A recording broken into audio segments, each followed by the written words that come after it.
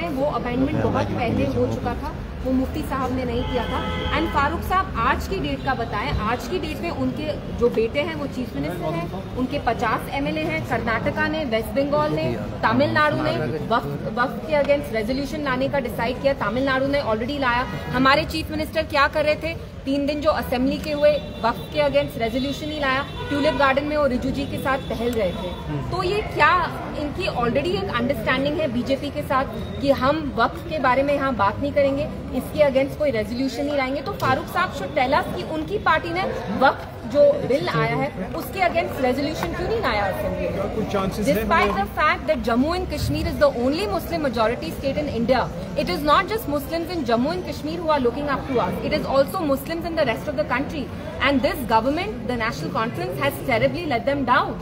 Because आप मुसलमानों के बारे में बात नहीं करना चाहते। 370 तो आप नॉर्मलाइज कर ही रहे हैं। आप 370 के बाद जो इंडिया में बाकी मुस्लिम्स के साथ गलत चीजें हो रही है, जैसे वक्फ है, we know it's anti Muslim, Muslims को डिसएम्पावर करने के लिए बिल लाया गया है। एनसी उसके बारे में भी नहीं बात करना चाहती। क्यों नहीं बात करना चाहती? क्योंकि आपको इक्तिदार से मोहब्बत है, आपको अपनी कुर्सी चाहिए। तो फारूक साहब शुड ऑल्सो टेल अस कि जब वो चीफ मिनिस्टर थे औकाफ में क्या क्या होता था, सबको पता है। शॉप्स किसको ऑक्शन की जाती थी, औकाफ में कितना करप्शन था। मुफ्ती साहब की वजह से 3 साल वो चीफ मिनिस्टर रहे और उसकी वजह से, उनकी वजह से औकाफ में ट्रांसपेरेंसी आई, अकाउंटेबिलिटी आई, जो एनसी के टाइम बिल्कुल नहीं कोई पॉसिबिलिटी है मैडम आंसर कैमरा उनकी तरफ, कोई पॉसिबिलिटी है जो कोर्ट में केस चला गया है, ये पार्लियामेंट में डिसीजन हुआ है? देखिए, सबसे पहले जो फारूक साहब ने कहा कि स्पीकर ने ठीक किया क्योंकि ये सब जुडिस है, ये सब जुडिस नहीं है।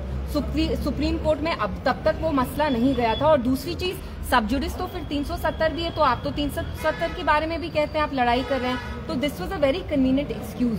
होम मिनिस्टर का रिसेंटली आपने भी बयान पढ़ा होगा कि ये स्टेटहुड का एक राइट टाइम है। ये राइट टाइम हमने एमसी से भी पूछा, उन्होंने कहा अभी तो हमें 6 महीने हो गए हैं। अब जबकि फ्लोर ऑफ हाउस ने कहा है, प्राइम मिनिस्टर ने कहा, होम मिनिस्टर ने क्या उम्मीद है हमारा जहाँ कई सारी चीज़ों में भटकाया जाए? देखिए, मैं यही कहूंगी कि स्टेटहुड हमारा गोल नहीं है। हम उस रियासत से हैं जिसका अपना आईन था, कानून था, झंडा था।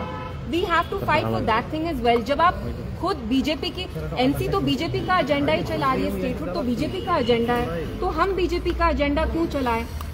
तो आप कश्मीर की मैडम इधर की तरफ जाओ, किस तरह देख रहे हैं 1 क्वेश्चन जवाब इधर दीजिए मैडम प्लीज। पेपर्स में जो टेररिज्म अभी भी कुछ आ रहा है। देखिए, I think the people of Jammu and Kashmir are very disappointed because जैसे हम देख रहे हैं जिस सरकार को इनने इतनी भारी अक्सरियत से लाया, they are letting them down every day. वो सिक्योरिटी के मुतल्लिक हो या आपके पॉलिसीज के बारे में हो, एनसी किसी भी चीज के बारे में बात नहीं कर रही है। So the people of Jammu and Kashmir feel terribly let down.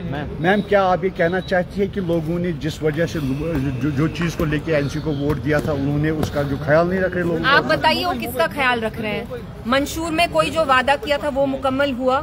वक्फ पे इतना डिबेट चल रहा है, हमारी असेंबली में किसने वक्फ पे बात की? पीडीपी के एमएलए ने बात की, उनने कुछ बोला क्या? उमर साहब जिस दिन उनको असेंबली में होना चाहिए था, वक्फ के अगेंस्ट रेजोल्यूशन पास करनी चाहिए थी, उस दिन वो ट्यूलिप गार्डन में टहल रहे थे। और आप उस आदमी के साथ टहल रहे हैं जिसने ये बिल पार्लियामेंट में लाया। ही गॉट द रिजू जी जिनने जो बिल लाया टू डिसएम्पावर मुस्लिम्स। उमर साहब उनके गाइड हैं क्या कि आपको उनको ट्यूलिप गार्डन में लेना था? मतलब आप अपने लोगों के बारे में बात नहीं कर रहे। कश्मीरी मुसलमानों को तो आपने बस के अंडर थ्रो कर ही दिया है। अब जो इंडिया में बाकी मुस्लिम्स हैं, आप उनके इश्यूज के बारे में भी नहीं बात करना चाहते। आप 370 नॉर्मलाइज कर रहे हैं, आप एब्रोगेशन नॉर्मलाइज कर रहे हैं, और अब जो पूरे कंट्री में मुसलमान हैं, जो उनके साथ अब डिसएम्पावरमेंट हो रही है, आप उसको भी नॉर्मलाइज कर रहे हैं। आप एक मुस्लिम मेजोरिटी के चीफ मिनिस्टर हैं, मुस्लिम मेजोरिटी स्टेट के, बट आप अपना कंडक्ट देखिए, आप कुछ बात नहीं कर रहे हैं। You're not talking at all. इसका मतलब नक्शल में आप कहना चाहते हैं कि ये मैच फिक्सिंग चल रहा है एनसी और बीजेपी का? Of course there's a tacit understanding. आप देखिए असेंबली जब हुई पिछले हफ्ते, जो हमारे पीडीपी के एमएलए हैं उनने ही बात की, वरना एनसी के एमएलए ने बात नहीं की। अगर आपको अपने स्पीकर पे इतना गुस्सा था जो उन्होंने ड्रामा किया असेंबली के वेल में, तो आपने इनके अगेंस्ट नो कॉन्फिडेंस मोशन क्यों नहीं सपोर्ट किया? तो कहीं ना कहीं जिस बात पे बीजेपी के एमएलए बात नहीं कर रहे, उस पे एनसी ने भी चुप्पी साधी है। क्यों साधी है? क्योंकि एनसी एंड बीजेपी की एक टैसिट अंडरस्टैंडिंग है। Thank you ma'am.